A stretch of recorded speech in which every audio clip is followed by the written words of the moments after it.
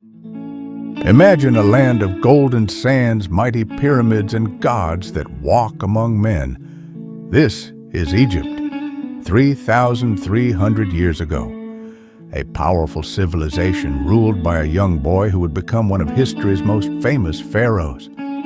This is the story of Tutankhamun. Tutankhamun, or King Tut, as we often call him, was never supposed to be king. He was just a boy, 9 years old, when he inherited the throne of Egypt. Imagine being handed the keys to an empire before you even have a mustache. The country was in chaos. His father, Pharaoh Akhenaten, had made bold and controversial religious changes. He abandoned the traditional gods of Egypt and forced people to worship just one god, the sun god Aten. This angered powerful priests and many Egyptians. So, when young Tutankhamun became pharaoh, his advisors made one thing clear: restore the old ways or risk losing the throne. Tut listened.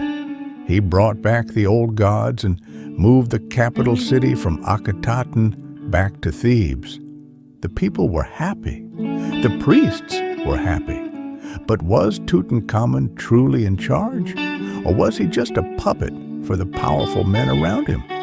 Even though Tut was young, he wasn't just a weak child sitting on a throne. He wanted to be a warrior king, just like his ancestors.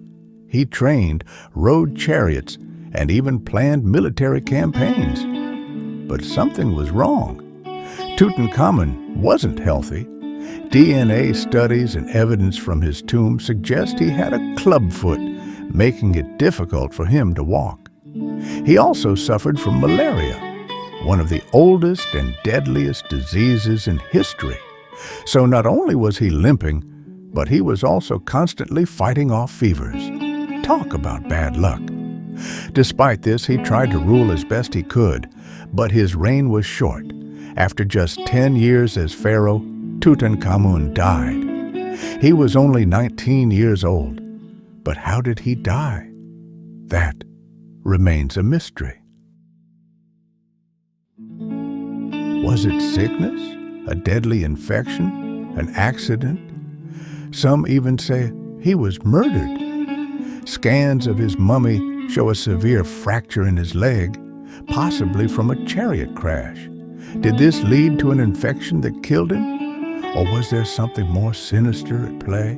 Some historians believe he was assassinated by his advisors, eager to take control of Egypt. Either way, it wasn't a great way to end a short life. After his death, Tutankhamun was buried quickly. His tomb was smaller than expected for a king. Honestly, it looked like someone just shoved him in the first available space and called it a day. It was almost as if he had been forgotten. And for thousands of years, he was. Other great pharaohs built massive temples and grand statues. But Tutankhamun's name faded into history until 1922. 1922, British archaeologist Howard Carter made the discovery of a lifetime. After years of searching, he found a hidden tomb deep in the Valley of the Kings. When he peered inside for the first time, someone asked, "What do you see?" Carter replied, "Wonderful things." Tutankhamun's tomb was the most intact royal burial ever found. Unlike other tombs, which had been looted by grave robbers, Tut's treasures remained untouched. Over 5,000 artifacts, golden chariots, jewelry, weapons, and his now iconic golden mask were uncovered. Basically, it was the ultimate treasure chest. This was the moment that made King Tut a global legend. So, what can we learn from the story of Tutankhamun? His reign may have been short, but his impact is eternal. He reminds us that even the young can shape history, that even those who seem forgotten can rise again.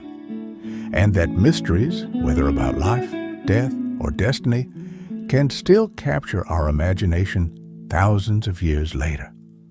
Tutankhamun's life was filled with intrigue, power, and mystery. But one thing is certain: the boy king will never be forgotten.